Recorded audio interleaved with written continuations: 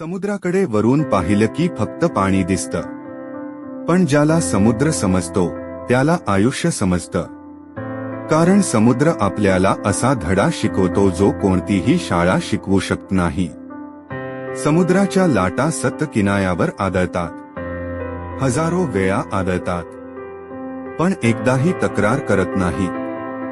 त्या पुन्हा उभ्या राहतात, पुन्हा प्रयत्न करतात. आयुष्यातील अडचणीही अशाच असतात. त्या तुला थांबवण्यासाठी नाही तर मजबूत बनवण्यासाठी येतात. अनेक लोक पहिल्या अपयशानंतर हार मानतात. काही लोक दुसऱ्यांच्या बोलण्यामुळे थांबतात. पण लक्षात ठेव, यश त्यांनाच मिळतं जे परिस्थितीपेक्षा आपल्या स्वप्नांवर जास्त विश्वास ठेवतात. समुद्र जितका वरून शांत दिसतो तितकीच त्याची खोली मोठी असते. माणसाचंही तसंच आहे.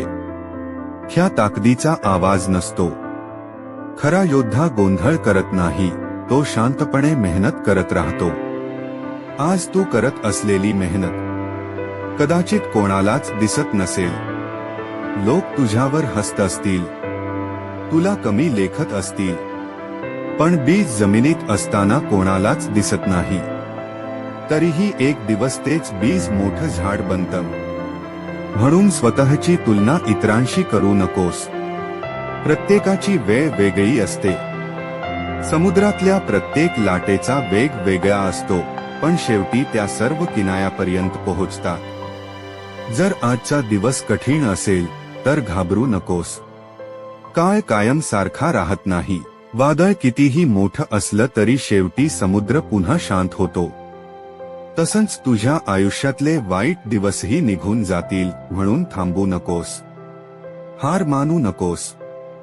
समुद्रासारखा बंद खोल विचारांचा, मजबूत मनाचा आणि सतत पुढे जाणारा. कारण एक दिवस तुझी मेहनतच तुझी ओळख बनणार आहे.